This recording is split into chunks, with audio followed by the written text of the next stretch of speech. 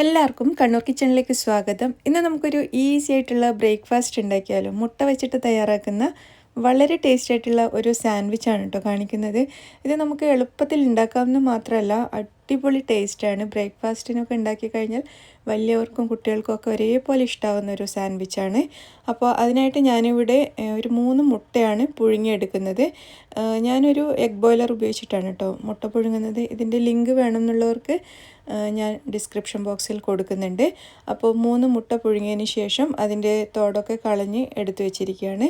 അപ്പോൾ ഈ മുട്ട ഓരോന്നും നമുക്ക് ഇതുപോലെ രണ്ടായിട്ടൊന്ന് കട്ട് ചെയ്തെടുക്കാം. എന്നിട്ട് കട്ട് ചെയ്തതിന് ശേഷം ഇതിൻ്റെ മഞ്ഞ ഞാനൊരു ബൗളിലേക്ക് ഇട്ട് കൊടുക്കുകയാണ്. മഞ്ഞ വേറെ ആക്കിയിട്ട് നമുക്കൊന്ന് മാഷ് ചെയ്തെടുക്കണം, അതിന് വേണ്ടിയിട്ടാണ്.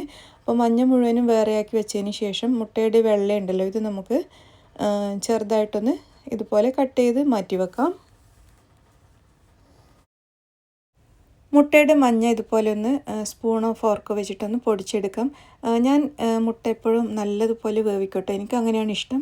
അപ്പോൾ നിങ്ങൾക്ക് ഹാഫ് ബോയിലൊക്കെ ആയിട്ടാണ് ഇഷ്ടമെങ്കിൽ അതുപോലെ ചെയ്തെടുത്താൽ മതി, ഇത്രയും വേവിക്കണം എന്നില്ല. അപ്പോൾ മുട്ട നന്നായിട്ടൊന്ന് പൊടിച്ചതിന് ശേഷം നമുക്കിതിലേക്ക് കുറച്ച് ഇഷ്ടമുള്ള വെജിറ്റബിൾസൊക്കെ ചേർക്കാം. ഞാനിവിടെ കുറച്ച് കുക്കുംബർ, അതുപോലെ ഒരു സവാള, പിന്നെ കുറച്ച് പാഴ്സ്ലി ലീവ്സ് കട്ട് ചെയ്തത്, ഇത്രയാണ് ചേർത്തിട്ടുള്ളത്. പാഴ്സ്ലി ലീവ്സിന് പകരം നമുക്ക് മല്ലിയില ചേർക്കാം. അതുപോലെ വെജിറ്റബിൾസ് നിങ്ങൾക്ക് ക്യാപ്സിക്കം, ക്യാരറ്റൊക്കെ വേണമെങ്കിൽ ചേർത്ത് കൊടുക്കാം കേട്ടോ. അപ്പോൾ ഞാനിവിടെ ഇത്രയും മാത്രമേ ചേർത്തിട്ടുള്ളൂ. അതുപോലെ തക്കാളിയൊക്കെ ചേർത്ത് കഴിഞ്ഞാൽ ഒന്നുകൂടി ടേസ്റ്റി ആയിരിക്കും. പിന്നെ ഞാനിതിലേക്ക് ചേർക്കുന്നത് ഒരു 4-5 ടേബിൾ സ്പൂൺ വരെ ഗാർലിക് സോസാണ്, അല്ലെങ്കിൽ മയണൈസാണ് ഇഷ്ടമെങ്കിൽ അത് ചേർത്ത് കൊടുക്കാം.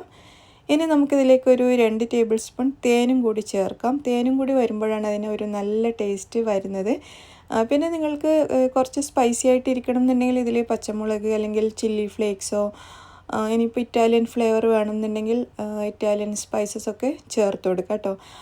ഞാനിപ്പോൾ ഇത്രയും മാത്രമേ ചേർക്കുന്നുള്ളൂ. സിമ്പിളായിട്ട് തയ്യാറാക്കാവുന്ന ഒരു സാൻഡ്വിച്ചാണ്. കാരണം രാവിലെയൊക്കെ നമുക്ക് ഒരുപാട് ഐറ്റംസ് ഒക്കെ ഇടുമ്പോൾ അതിനനുസരിച്ച് സമയം വേണമല്ലോ. ഇനി നമ്മൾ നേരത്തെ കട്ട് ചെയ്ത് വെച്ച് മുട്ടയുടെ വെള്ള കൂടി ഇതിലേക്ക് ചേർത്തിട്ട് മിക്സ് ചെയ്ത് കൊടുക്കാം. അപ്പോൾ ഇതാ നമ്മുടെ ഫില്ലിംഗ് ഇവിടെ റെഡി ആയിട്ടുണ്ട്. ഇനി നമുക്ക് ബ്രെഡ് സ്ലൈസസ് എടുത്തിട്ട് അതിലേക്ക് നമുക്ക് ആവശ്യമുള്ള അത്രയും ഫില്ലിംഗ് വെച്ച് കൊടുക്കാം. അപ്പോൾ ബ്രെഡ് ആദ്യം വേണമെങ്കിൽ ഒന്ന് ടോസ്റ്റ് ചെയ്തിട്ട് എടുക്കാം കേട്ടോ. അതല്ലെങ്കിൽ സാൻഡ്വിച്ച് ഉണ്ടാക്കിയതിന് ശേഷം ഫ്രൈയിങ് പാനിൽ വെച്ചിട്ട് ടോസ്റ്റ് ചെയ്തെടുക്കാം. അങ്ങനെയൊക്കെ ചെയ്യാം. ബട്ടർ ചേർത്തിട്ട് ടോസ്റ്റ് ചെയ്യാം. പക്ഷേ ഞാനിവിടെ ഒന്നും ചെയ്യുന്നില്ല. പ്ലെയിൻ ബ്രെഡ് എടുത്തിട്ട് അതേപോലെ തന്നെ ഫില്ലിംഗ് വെച്ചിട്ട് കഴിക്കുകയാണ് ചെയ്യുന്നത്. അങ്ങനെയും നല്ല ടേസ്റ്റാണ്. പിന്നെ ഇതിലൊരു ചീസ് സ്ലൈസും കൂടി വെച്ച് കൊടുക്കുകയാണെങ്കിൽ അടിപൊളിയാണ് കേട്ടോ. പക്ഷേ ഞാൻ രാവിലെ അത്രയും ഹെവി ആക്കണ്ടെന്ന് വെച്ചിട്ട് ചീസൊന്നും ചേർത്തിട്ടില്ല. ഈ ഒരു നമ്മൾ തയ്യാറാക്കിയ ഫില്ലിംഗ് മാത്രമേ വെച്ച് കൊടുത്തിട്ടുള്ളൂ. അപ്പോൾ എല്ലാവരും ട്രൈ ചെയ്ത് നോക്കൂ. സൂപ്പർ സാൻഡ്വിച്ചാണ്. എല്ലാവർക്കും ഇന്നത്തെ ഈ ഒരു വീഡിയോ ഇഷ്ടമായി എന്ന് വിചാരിക്കുന്നു. താങ്ക്